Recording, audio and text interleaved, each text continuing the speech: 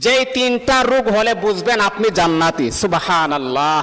এই তিনটা রোগ যদি আমার আপনার মাঝে দেখা দেয় তাহলে বুঝতে হবে আল্লাহ পাক রব্বুল আলামিন ওই সমস্ত বান্দা বান্দিকে আমার আল্লাহ খুব বেশি ভালোবাসেন। আল্লাহ তাআলা যাকে ভালোবাসেন আমার আল্লাহ তাকে দুনিয়াতে বেশি পরীক্ষা করেন। এই তিনটা রোগ হলে বুঝতে হবে আল্লাহ পাক আপনাকে অত্যন্ত ভালোবাসে, এই রোগগুলো আপনাকে উপহার দিয়েছেন। এর মাঝে একটা হচ্ছে ঠান্ডা জ্বর। মনে রাখতে হবে মেডিকেল সায়েন্স তারা প্রমাণ করেছেন যদি কোনো আল্লাহ তাআলার বান্দা বান্দির ঠান্ডা জ্বর হয় তাহলে সে কোনোদিন পাগল হবে না, সে কোনোদিন মেন্টাল হবে না। আল্লাহ পাক তাকে শারীরিকভাবে আমার আল্লাহ তাকে সুস্থ রাখবেন।